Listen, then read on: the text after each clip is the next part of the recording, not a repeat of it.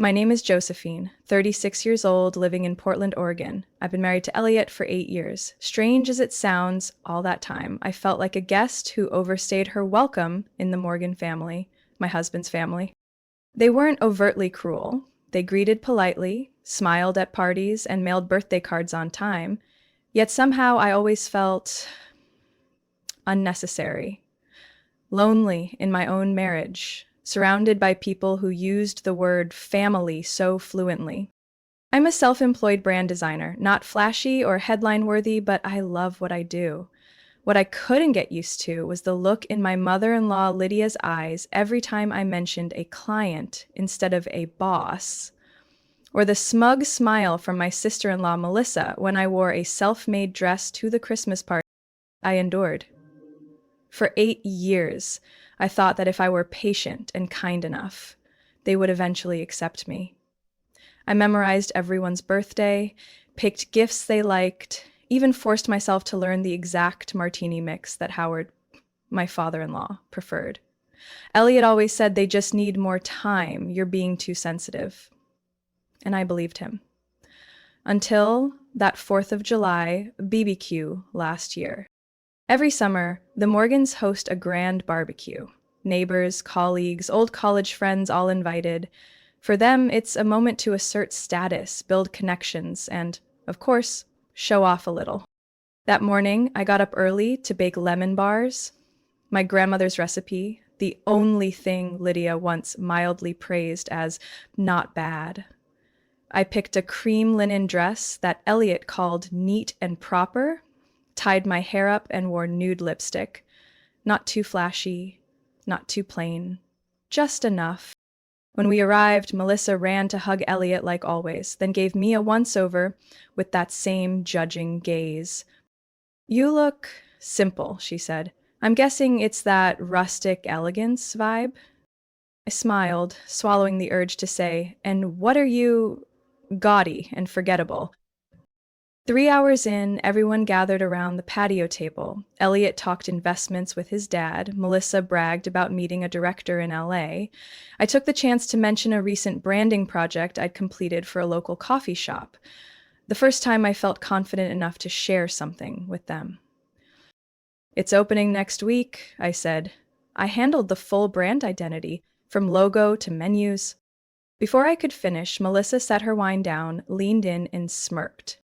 "You know, if you disappeared from the planet tomorrow, no one would even notice. You do realize you're boring everyone to death, right?" The table burst into laughter. Elliot laughed along, like a reflex. Lydia chuckled behind her napkin. Howard laughed out loud. And me? I just stared at Melissa, lifted the skewer in my hand, and said clearly, "Well, let's find out, shall we?"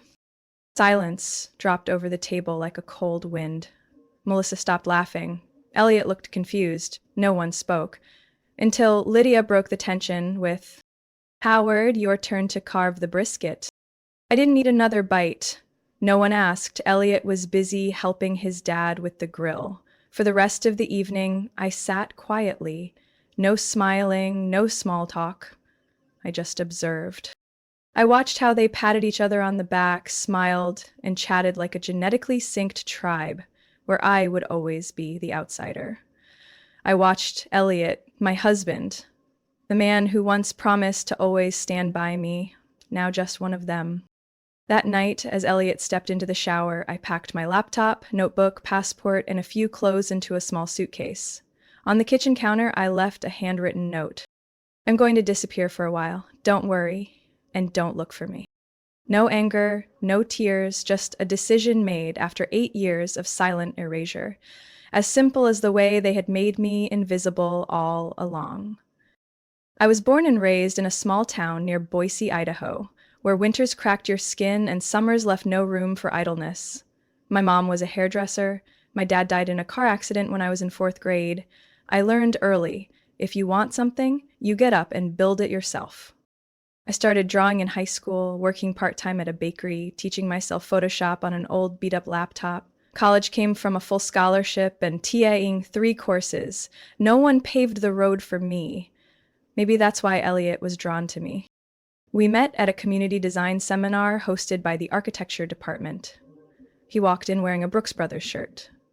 I was helping print materials for the organizers.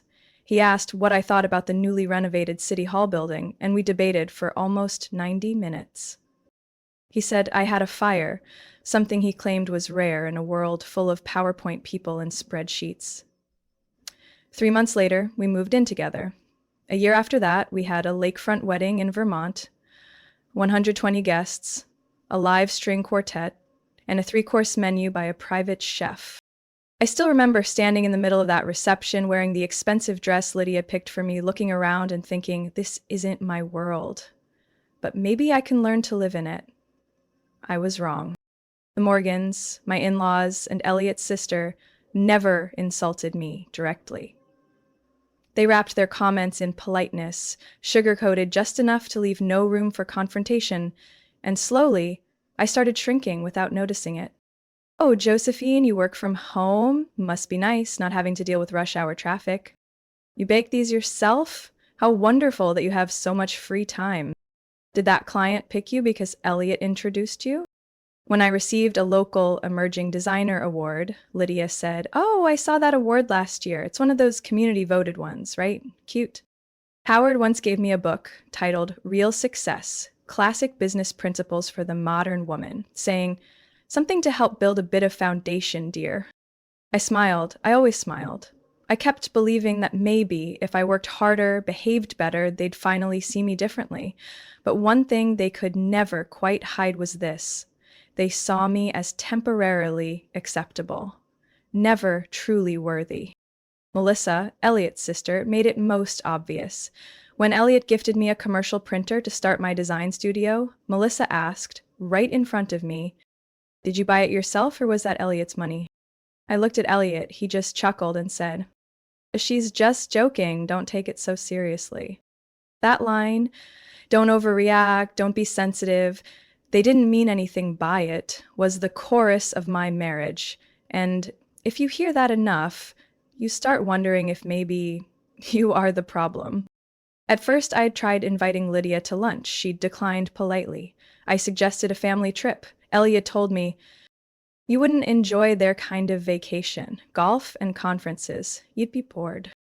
Melissa, whenever she had the chance, would pull Elliot aside and whisper, "Don't you think she seems tired of our family? Maybe she's one of those girls who only fits in small-town life?" And Elliot? He stayed on the sidelines. When I said Melissa's remarks were inappropriate, he'd just say, "She's always been like that. Every family has someone difficult." I wasn't a child. I didn't need them to love me like blood, but I had hoped, at the very least, they would treat me as a real part of their lives, not just a background prop in their family photo. Then last year, I lost a major contract because Elliot asked me to push a deadline so I could fly with him to a Charleston event. "It's just a few days," he said. "You can work anytime." I lost that client, a sustainable fashion brand I'd been chasing for 6 months. Elliot didn't apologize. He just said, "There'll be other projects. Family still comes first, right?" I nodded, but something inside me started to crack. A fracture, waiting to split open. And that day, when Melissa said the world wouldn't notice if I disappeared, I finally understood. The fracture had gone too deep. It wasn't the joke, it was everything. Every tiny wound stacked over 8 years. I didn't disappear. I just stopped existing in their world. I don't remember exactly when I started crying that night after the barbecue.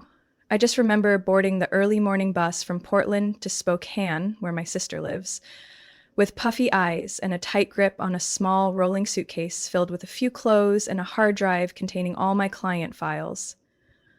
I had no plan, just a need to leave, right now. Because if I didn't, there'd be nothing left of me to hold on to. The sad thing is, this wasn't the first time I'd felt myself disappear. I'd been fading slowly, year by year, since I walked into the Morgan household. There were times I didn't even recognize the woman in the mirror. The woman who once confidently pitched designs to investor panels now struggled to speak at a family dinner. I used to have friends, used to laugh freely, used to argue with passion. Now I just stayed quiet. I still remember the moment everything truly began to unravel. I was 6 weeks pregnant. It was unexpected, but to me, a joy. I felt excited, already reading parenting books, jotting down every change in my body. I hadn't even told my mom yet, but I told Elliot. His reaction? This really isn't a good time, Joe.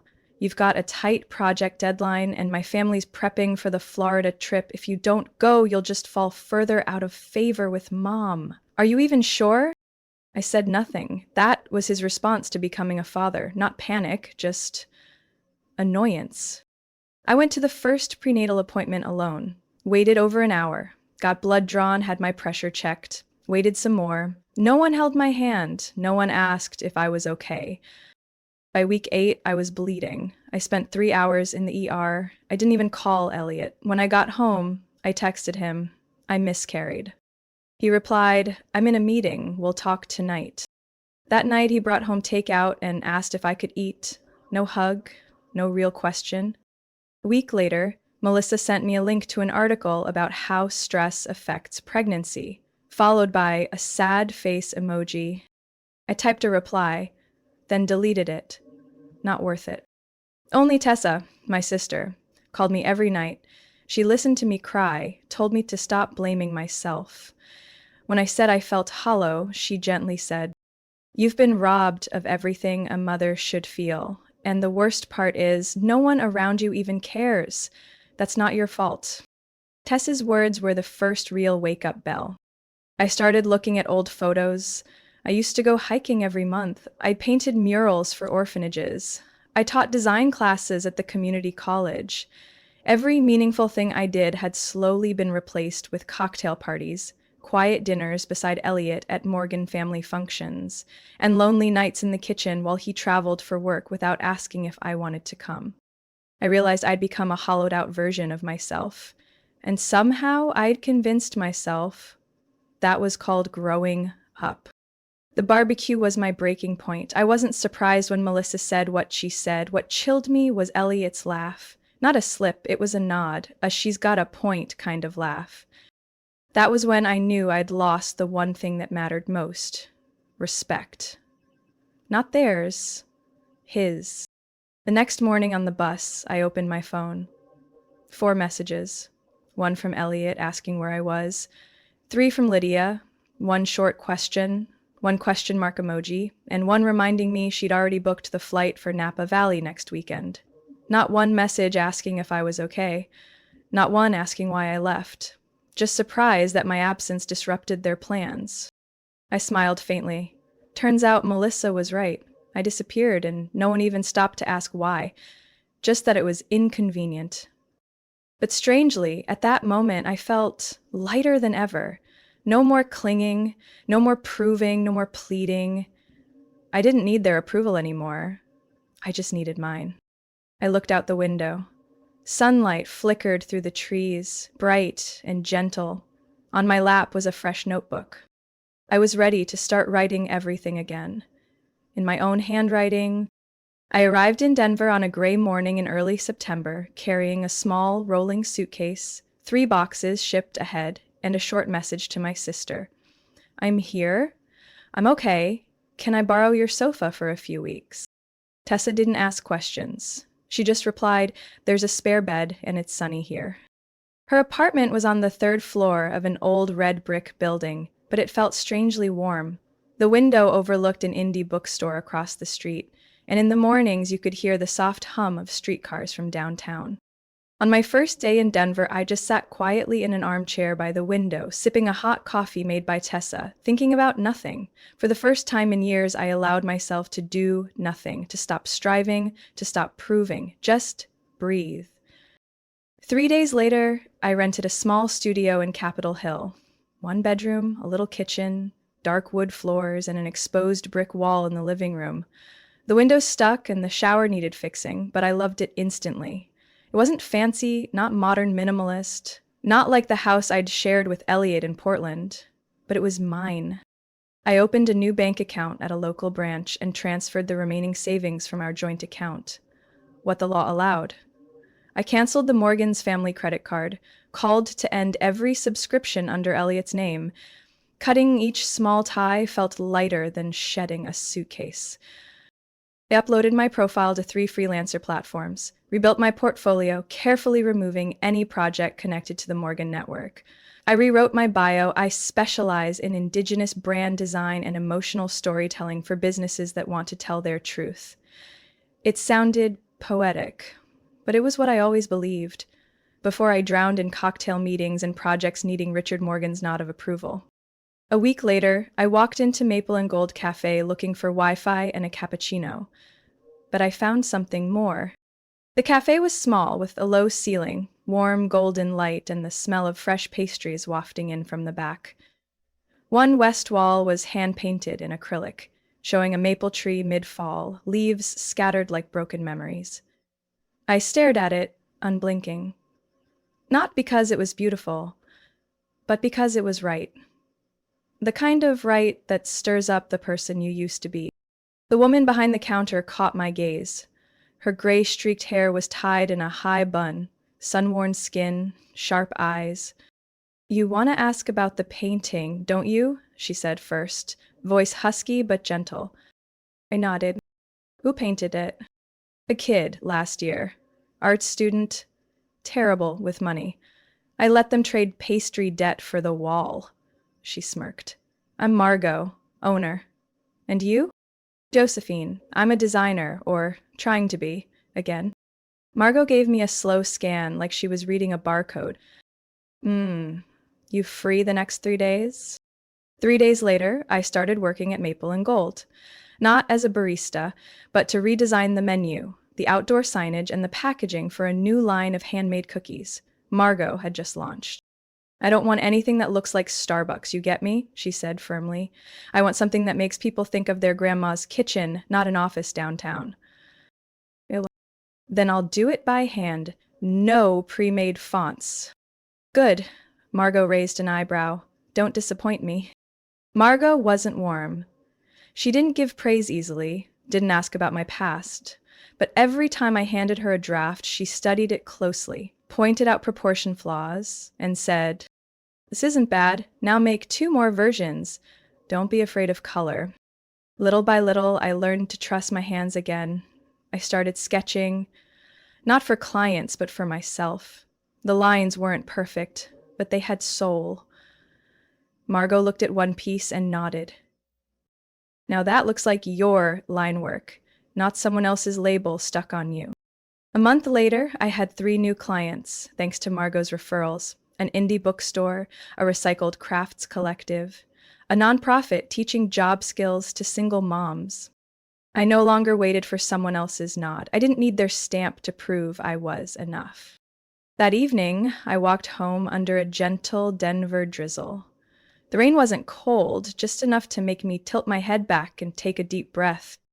For the first time in a long time, I felt clear, no longer blurred by anyone else. 1 year after I left Portland, I walked into the Grand Aurora Hotel lobby in Denver, wearing a lanyard with the Carlington Foods logo, America's 6th largest food corporation. Below the logo was my name, Josephine Reed, lead brand designer, Maple Studio. Today was the opening of the National Consumer Goods Expo, where Carlington would unveil a new brand identity for its premium organic product line. I was responsible for all the design, packaging, point-of-sale branding, and the overall voice of the campaign. And the twist?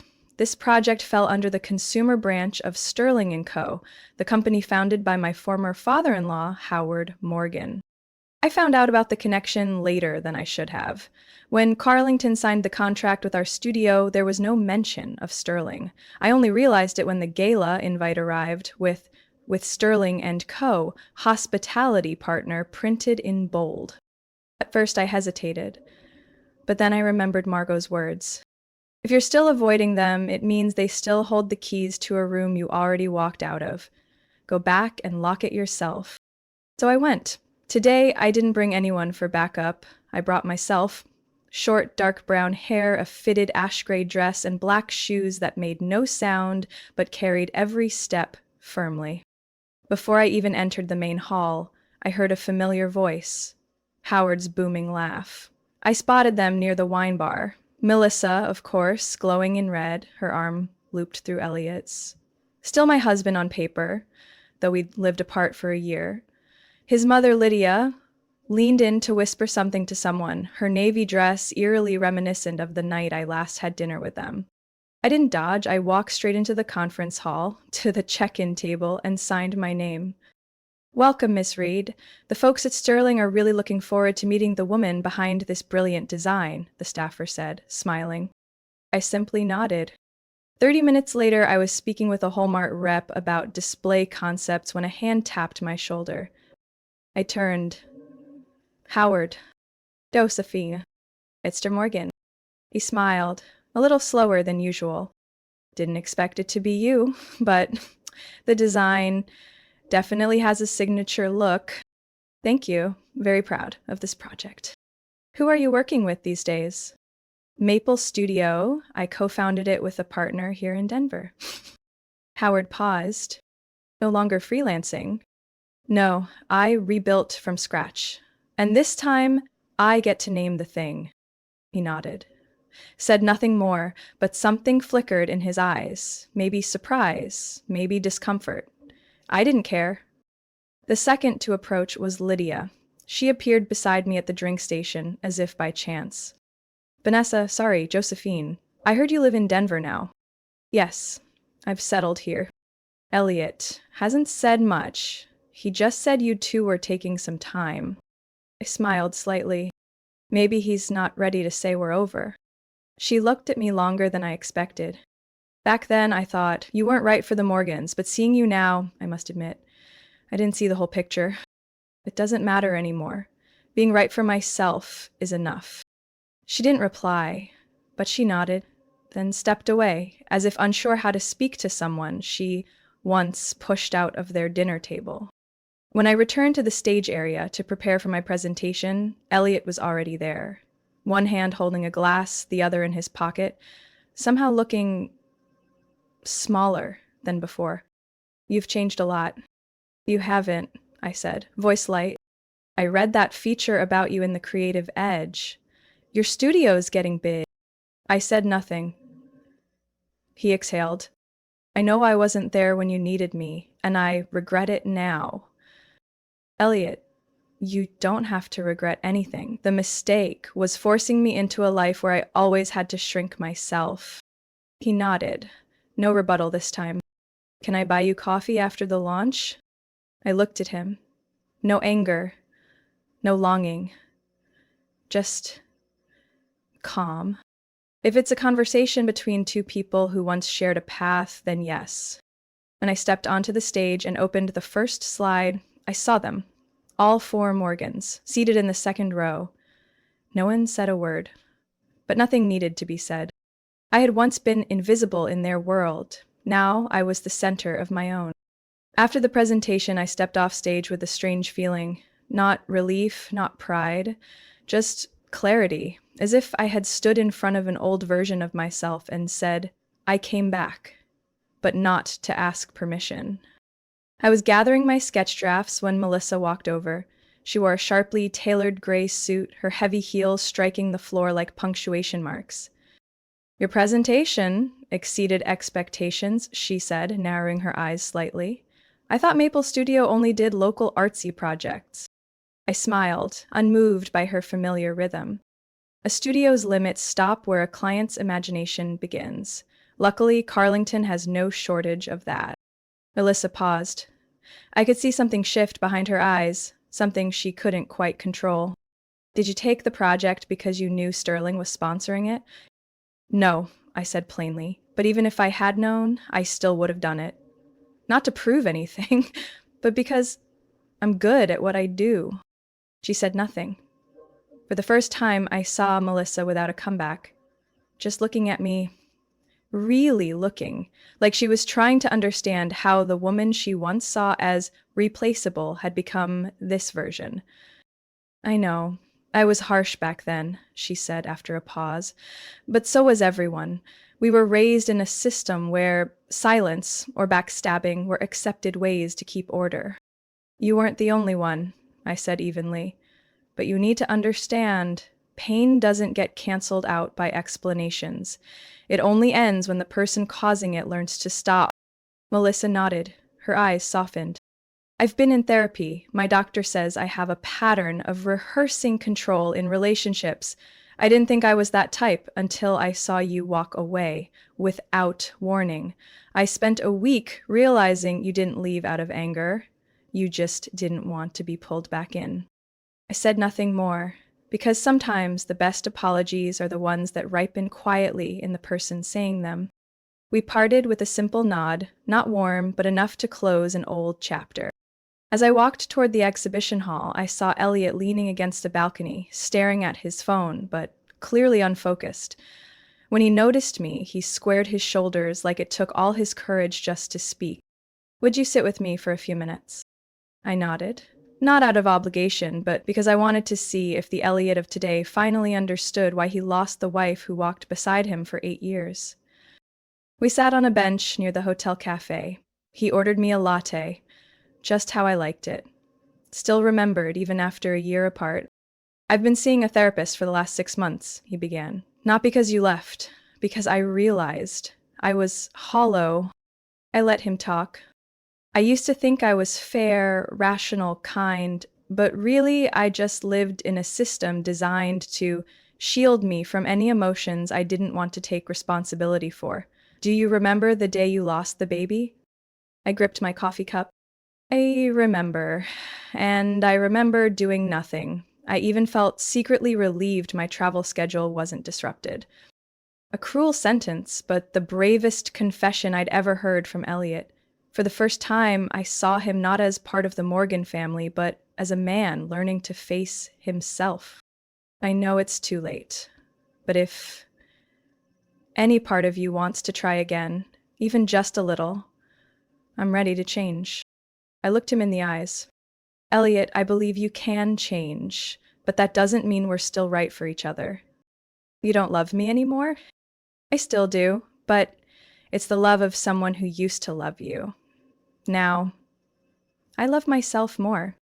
He lowered his head, nodded, then exhaled like he was finally letting go of something he'd gripped for a year. You forgive me? I don't need to, I just need to be me. We said goodbye with a short hug. No old cologne, no empty promises. Just a quiet acknowledgement we'd reached the end. Not with bitterness, but with clarity. I left the hotel just as the sun dipped behind the skyline. The Denver breeze carried a hint of early autumn chill, but my heart was warm.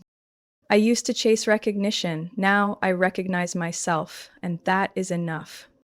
2 weeks after the Carlington conference, I received an email titled, Design Quotation Request, Sterling & Co. Requests a direct meeting. The sender was Melissa Morgan, now the new creative director at Sterling. No veiled words, no nod to the past, just business. A professional invitation. A meeting to exchange ideas for an upcoming media campaign. I read it over and over, smiling. Not out of satisfaction, but because I had finally stepped out of the gray zone I'd once been trapped in, between the need to be accepted and the fear of being rejected. I replied briefly, Thank you, Melissa. My schedule's full until mid-month, but I can arrange a Zoom call after the 16th. Please send over the detailed brief in advance. 3 days later, during a virtual meeting, I presented the initial concept to Sterling. When I finished, Melissa paused for a moment, then said, No sarcasm, no sidestepping. This is the most professional proposal we've received all year. Thank you. I responded without hesitation. I'll only take this project if all design rights are protected and my studio's name appears publicly in all media materials. I won't stay behind the curtain anymore. Melissa nodded. You deserve that. I'll sign off on every term you request. For the first time, my former sister-in-law acknowledged my skills, not with flattery, but with contracts, clear terms, and boundaries respected. A week later, at a networking event in Denver, I ran into Mrs. Lydia, my ex-mother-in-law, there with a partner from the cosmetics industry. She recognized me the moment I stepped past the cocktail bar. Josephine. I turned. It was still her signature closed lips smile, but this time without the critical eyes. I just heard about the Sterling project. Melissa is very impressed. So am I. I simply nodded. Thank you. I used to think you didn't have what it takes to live in our world, but maybe I was wrong about that world and about you. For the first time, Lydia dropped the mask. She stood straight, didn't search for a graceful exit, didn't perform superiority. You weren't the only one mistaken, I replied gently, but I don't need an apology anymore. I'm at peace with what I know, and I know I belong here. Lydia nodded, then stepped away. No drama. Just the right ending between two women who once saw each other as outsiders. A few weeks later, I signed the contract to buy a small house in Edgewater, a lakeside neighborhood on Denver's west side where the sunset pours over the water like it was designed for someone learning how to begin again. A single-story wood home, pitched roof, white walls, big windows facing the garden. I didn't choose it for its style, but because it felt like me. Solid, simple, with no need to show off. I paid for it entirely with money I earned. No loans, no co-signers, just work, persistence, and the right choices I finally gave myself permission to make. On move-in day, Margot, the owner of Maple and Gold, brought over a loaf of rosemary toast and a jar of hand-roasted coffee. You built this whole network with your own hands, Josephine. This house is just physical proof of that. I hugged her, then looked out the window.